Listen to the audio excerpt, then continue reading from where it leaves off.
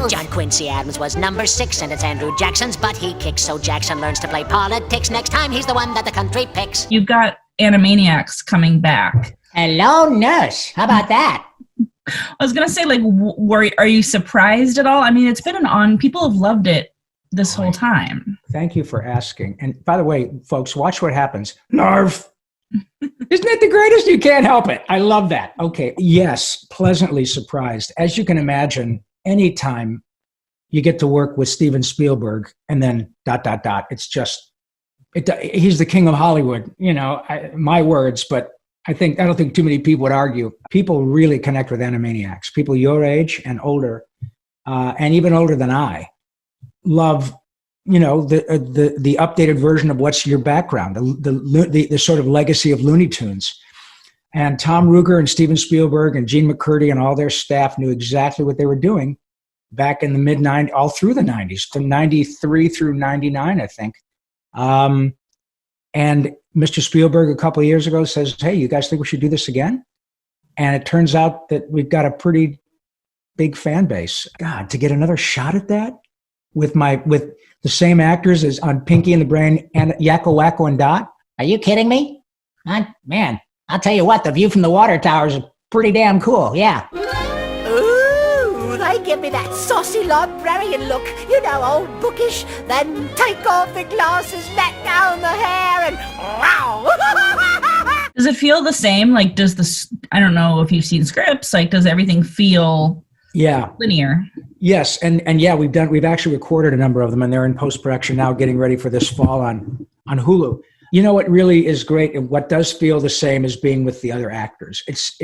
We don't have the entire staff who was there 25 years ago. Some of them have moved on to other gigs. Some of them moved on to the next mortal coil, the next plane. But being able to be in the same room with my friend the Brain, Maurice LaMarche, and my sister Dot, Tress McNeil, and my brother Wakko, Jess Harnell.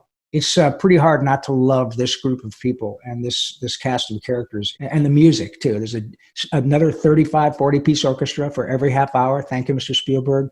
The show that you're highlighting with that background, with Carl Stalling and Milt Franklin, Looney Tunes music was spectacular. And that is not dissimilar to Animaniacs. That music, whether it's Tunisia, Morocco, Uganda, Angola, Zimbabwe, Djibouti, Botswana, or all these other songs, they hold up really well. Facial and faction and fractal and fraction and fraudulent fragrant frappe.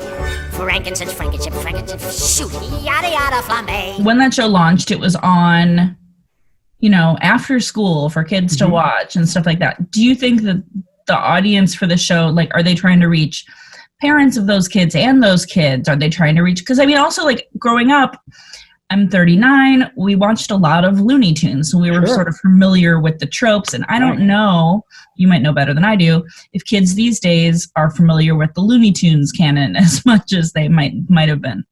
The ethos of the show hasn't changed. It's not being written to condescend.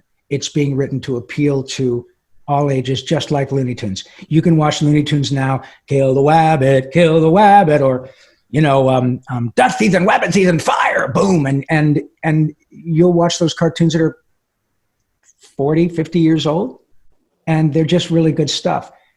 The attitudes change, but people still love to laugh. There have been, I think, appropriate tweaks done because we live in a time that's a quarter century later. So there's a lot of stuff that we can lampoon that we didn't have before. Horatio's about to get a dadgum flat tire. Shh yourself! We're also coming up on the 30-year anniversary of Tiny Toon Adventures. Oh my God, yeah. Does it seem like it's been that long? For me, it was this glorious opportunity because that was Steven Spielberg, again, Andrea Romano, the director, Tom Ruegger, the creator, Gene McCurdy, head of Warner Brothers Animation. But that, for me, was an opportunity to really hone my skills, not knowing that Animaniacs was coming. But I sang quite a bit of music on Tiny Toons, and got to play a bunch of different secondary characters. I probably did, 25 or 30 episodes, plus the How I Spent My Summer Vacation video, which was excellent. I got to be a hitchhiking chainsaw guy that wanted to eat carnitas, and a couple other things. But it put me in really great shape to audition for Animaniacs. And having been able to sing for those people and perform, they knew that I could sing in character, I could read music, I can, sing in Yakko's voice or Pinky's voice or whatever. So Animaniacs for me was the circumstance in which opportunity met preparation, which ends up being lucky. That's how luck happens. Ooh, don't you turn this around on me! The woman said she hated me! Hated! Those are just words! Words are weapons, Mac. Cut the cord! You have taken on a couple of existing characters. One is Mac Gopher, which Oh my God. existed, and then now has a whole new sort of storyline, like has a whole new what's going on. Can you talk about your awareness of that character going in and where you've taken him since? When I was a kid, Mac and Tosh, as you suggested, were secondary, almost tertiary characters at Warner Brothers. Then when the Looney Tunes came back, they brought Jess Harnell and yours truly in to be Mac and Tosh. I think I was a Mac, if I'm not mistaken. And of course, he was very pretty. He was very much like it. Oh dear, he reminded me an awful lot like my dear friend who's gone on to that large planet in the sky, Jonathan Harris, whom if you guys ever used to watch a show called Lost in Space. And so I stole that from Jonathan and put it up here. Oh, no, come along, Mac. Come along, Tosh. We're going to go to sing, and we're going to go outside. We're going to go to picnic. We're going to share each other's joy. Oh, it was great stuff. Great Sea Snark's ghost! I can't believe my eyes! I can't believe it! All my friends are criminals! You were in a couple very popular series in the 80s. You were in Gummy Bears and you were in the Snorks. Oh my God, yes. Snorks, which was basically Smurfs underwater. Yeah, I didn't realize, growing up that it was also Belgian, which is, Smurfs. I know. So what do you remember about doing those? And I guess kind of when you said like not much has changed in animation, like I know a lot of people are recording from their homes. Like how has the experience changed, I guess, overall? Until the circumstances we have now came around, I was going to work every day, just like I did in the 80s and 90s and 2000s and teens. I really do miss everybody. I like the convenience of this, but I'm an old dog. I like being around the other actors. It's, as you can imagine, a blast to be around people who are so frickin' talented. And they're all my best friends. I mean, I've known these people for, in some cases, 40 years. My process, I'm saying, hasn't changed at all. The ability to animate things pretty quickly, get them out there. People who animate at home with programs and create stuff like this with people all around the globe and put it on YouTube, that's all changed a lot. And obviously, as I said earlier, the way in which we consume entertainment with all these platforms.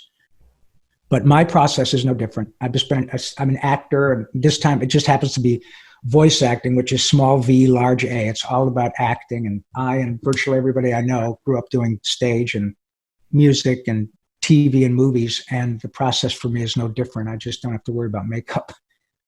Yeah, I recently talked to Bill Farmer, Goofy. Yeah. And he was saying when he took a class with Dawes Butler, Dawes Butler was like, no, you're an actor first, like capital A actor, like. He's right.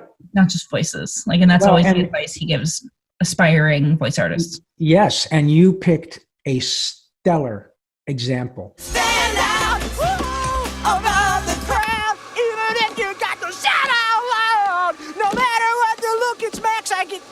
Max! That is an excellent movie. I know that sounds silly, but all this time went by, and we did this reunion for a Goofy movie. Oh my God, people love that movie. And that dynamic between Max and Goofy, Jason Marsden and Billy Farmer, respectively, is fantastic. Bill is a terrific actor. There are moments in that movie that are really touching, especially if you're a parent. And Billy is an excellent actor. And as you mentioned, he got to study at the feet or the vocal cords of the master with Nancy Cartwright and Corey Burton. They were all in Mr. Butler's class for $10. And he would drive you home, too, if you didn't have a car. I mean, it's a nice bunch of people. Speaking of, I guess studying at like the heels of giants, is that you were in Rockin' with Judy Jetson, the TV my movie in God. 1988.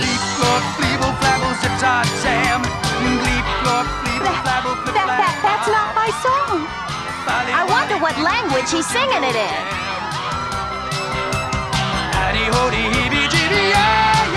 All-star cast of all the original Jetsons. Yeah. You had Mel Blanc. What do you remember about making that project and about playing Sky Rocker? Sky Rocker, Judy Jetson's boyfriend. You know what? Here's what I remember sadly the most is that you're almost correct. All the original characters in it, including George O'Hanlon, who played George Jetson, who passed away not long after that. He was in his 80s, I believe, as was Mr. Blanc, or very close to it. But the one character they replaced with a celebrity of the moment was Judy Jetson. And Janet Waldo was replaced by the production company, or by the producers, with the sort of Christina Aguilera of the time, was Tiffany. And she was a pop singer who was very popular. If I had been she, I'd have taken the gig too. It was a huge mistake, I believe, for the producers to do that. We all knew it at the time, and it broke Janet Waldo's heart. You know, she was totally capable of doing the gig. She was maybe in her 50s or 60s. You can do this gig till you die, pretty much. You know, as long as I can do this, nobody cares what I look like. And Janet could. It was really heartbreaking. The experience was great until that happened. Oh, and by the way, I did get to work with Mel Blanc once. Next to him. And that was remarkable. I, like everybody who has a pulse, grew up loving Mr. Blanc. And I said, Mr. Blanc, if it's not too much trouble, would you? And he knew exactly what I wanted. So he looks at me and says, yeah, what's up, Doc? And oh my God, it was exactly what you would imagine, mind-blowing. And it was just a delight. Now you'd be like, can you please record a voice message on my telephone? Like, blah, blah, blah. Hey, you know what? If cell phones were around at that time, I'm pretty old.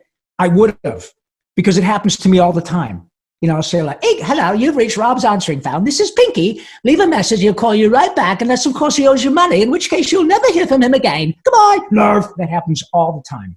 And I love it. You've done 1,000-something commercials, Yeah. including, I guess, most notably is you're in the Aaron Burr.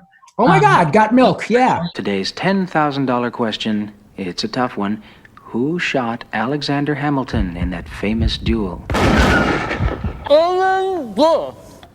Excuse me? What was cool about that is not only was it the first commercial that was a remarkably successful campaign, Michael Bay directed that commercial. And so a bunch of us went on to do other things. Sean did a lot of TV and movies. I do wacky voices, and Michael Bay is a multi-zillionaire director. So we've all moved on. Some of us a little higher than others, but yeah, that was a pretty remarkable thing to be part of. Oh, and then another one that people may not know, there was a series of commercials throughout the 2000s, little animated guy named Mr. Opportunity for Honda. You got any room for mine? Sure do. Nice. That hidden in-bed trunk is really cool. A lot of different commercials for everything from snack foods to Hondas. And the Cheers. Cheers, right? God bless you. You really are good.